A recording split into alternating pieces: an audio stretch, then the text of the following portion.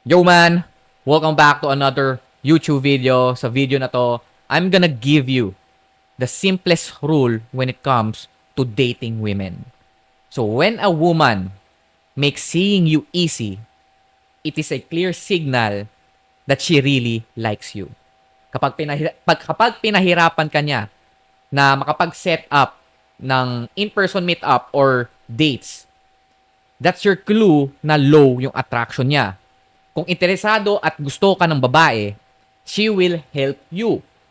Okay? She will remove the friction and everything will be smooth. So katulad mo, I wasted years chasing women who gives me signs na hindi nila ako gusto. Making me waste a lot of time, money, and energy in the process. So nawalan ka na nga, wala ka pang napala. Ngayon, sa video na to, I will tell you why you should stop pursuing women who are giving you low effort signals and ano ba yung signal na binibigay nila kapag meron silang high interest sa lalaki. Sa mga bago sa channel ko, I'm Joms and I help men understand the natural attraction between the masculine and the feminine.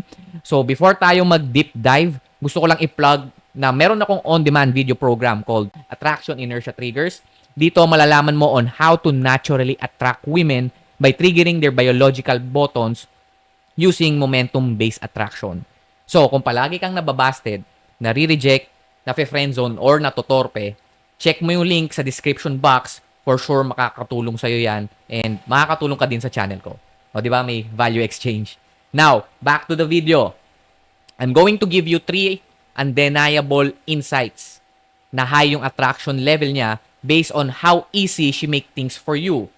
So, the first sign na mataas yung attraction ng babae sa'yo is making plans with her are easy.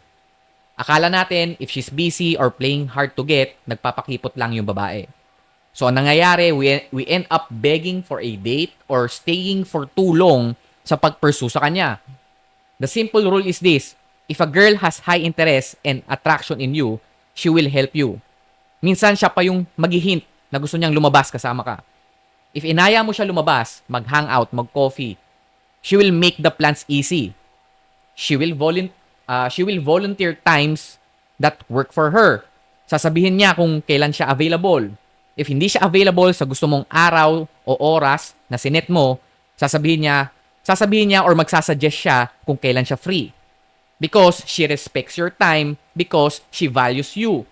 Kung naglalagay siya ng roadblocks, ng friction, tipong ang hirap mag-set ng plans sa kanya. Yung tipong 3 days bago siya sumagot, every suggestion mo meron siyang pero. It doesn't mean na nagpapakipot lang siya. It means her attraction is low. She's not testing you. She's giving you sign na hindi ka priority at hindi ka niya gusto.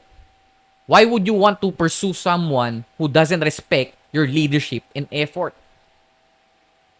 If she's putting up frictions, tuwing nagsiset ka ng plans, tuwing nagsiset ka ng dates, drop the plan immediately. Drop the woman immediately. Okay?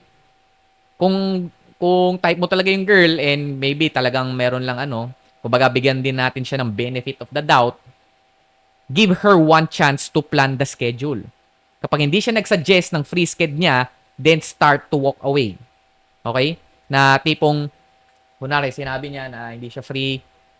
The moment kasi sa akin na pag sinabi mo, oy, kita tayo or coffee tayo this time at this place. And then sinabi niya, sorry, hindi ako pwede niyan, busy ako. Kapag hindi siya nag-suggest ng another sked or another time, o kung natin hindi niya sinabi, ano na lang, Sunday na lang, free ako noon, 5 p.m. Pag hindi siya nag-suggest ng another time, then sign of low attraction yun. So for example, yun nga, nag-set ka ng time and place. Tapos nag-decline siya. Sabihin mo sa kanya, o sige, let me know kung kailan ka free. Ibigay mo sa kanya yung bola. Siya na ngayon yung pag-schedulein mo. Kapag hindi siya nagbigay ng schedule, sinabihan ka niya, sabihan na lang kita kapag free ako. Pag hindi siya nag-set ng specific, drop the ball, brother. Move on ka na. Move on to the next. Hanap ka ng iba. That's a sign of low attraction. Okay? The second sign na mataas yung attraction ng babae sa'yo is number 2, she makes it easy for you to contact her. If a girl has high interest in you, she will make moves to make sure that you and her will stay in contact. Ang example nito, she will quickly give you her phone number or maybe even give you several ways of contacting her. Sa experience ko, pati email binibigay. So this is to make sure you can reach her easily. This is a sign of reciprocity. Okay? She is mirroring your high effort with her own high effort. Ang babaeng gusto ka, gugustuhin niyang maging madali yung communication nyo. Yung tipong hindi mo na kailangan pilitin siya na ibigay yung contact or social media niya. So kapag meron kang nakausap na babae, na-lead mo yung interaction maigi hanggang sa hihingin mo na yung number or socials niya, if nag-hesitate siya or gives you a fake number or wrong number, it's a clear signal na low attraction yun. Don't try to convince her. Move on and walk away. Okay? On to the next na agad. Next playa.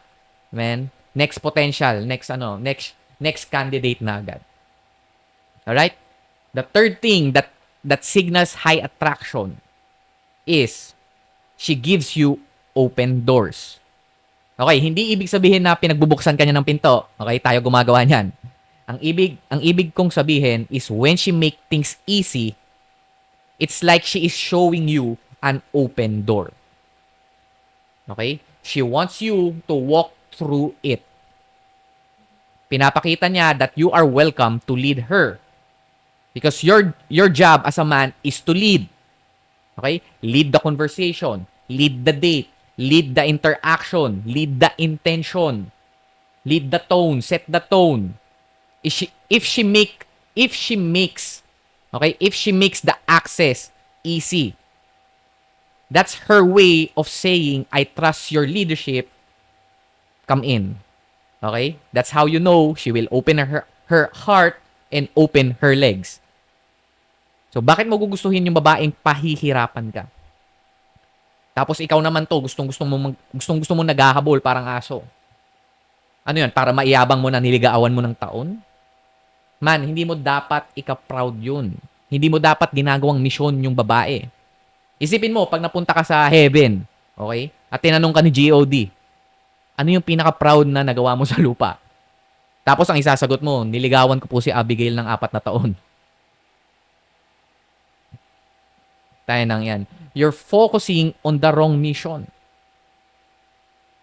Kasi I will assure you, kahit sino pang babae yung makuha mo, you will never feel fulfilled.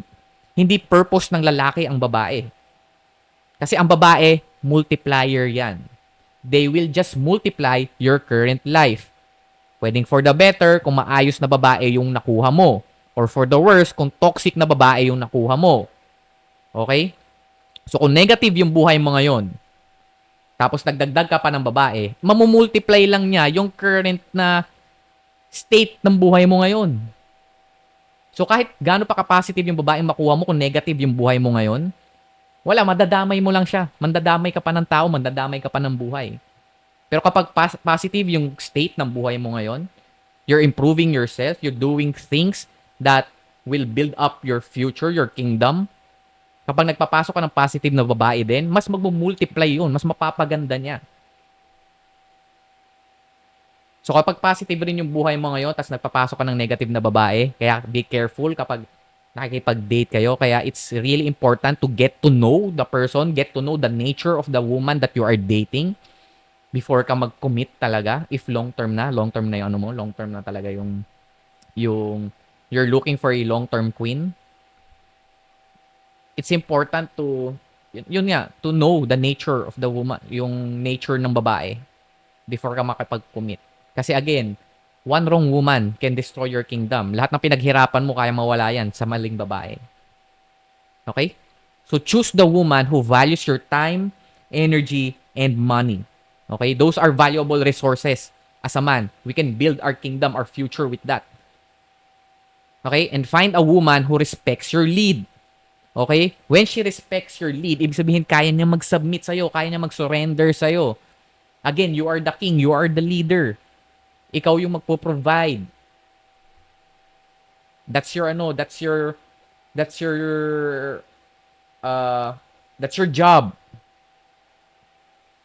Ikaw yung magiging source. Yung babae yung magiging flow. Okay, siya yung magpapaganda, siya yung magpapasarap. Ikaw yung magbibigay ng karne. O kaya, ikaw, di ba nung unang panahon, yung mga lalaki, yung mga hunters, mga gatherers, ikaw yung magbibigay ng karne. Tapos yung babae yung magluluto, siya yung magpapasarap nun, siya yung maghahanda nun. You are the source. She is the flow. Alright? So, ano yung takeaway natin sa video na to? Stop guessing kapag binigyan ka ng friction, kapag binigyan ka ng mixed signals, stop guessing. Stop chasing. Stop overthinking yung mga, ano ba yun? Sign niya ba na gusto niya ako? Ba't parang mixed signal siya? Because kapag gusto ka ng babae, she will be clear about it. Her actions will be clear about it. Hindi man niya sabihin, hindi man niya ipagtapat by words, yung mga actions niya, it will be clear. Okay? So that's why focus on building your kingdom. Be a great king. Lakasan nyo yung dating nyo. So improve and showcase yourself. Para kapag meron kang nakitang potential queen, trust this simple rule. High attraction is effortless.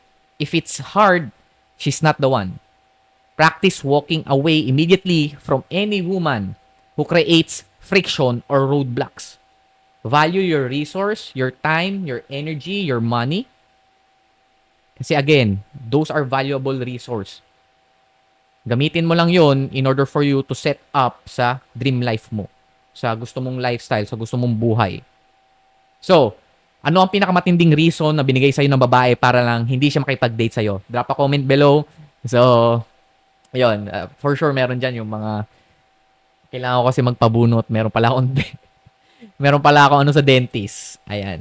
And if you're ready to increase your attraction and become a confident man so that you can naturally attract women by triggering their biological buttons, hanggang sila na yung mismong hindi mapakali na maging kayo, I created a on-demand video program called Attraction Inertia Triggers. Kung palagi ka nababasted, nare-reject, napi-friendzone, at natotorpe, sure akong makakatulong sa'yo yan. Click mo lang yung link nasa description box. So, choose to build yourself and see you on the next video. Ayan, like, comment, and subscribe na rin. Let's go!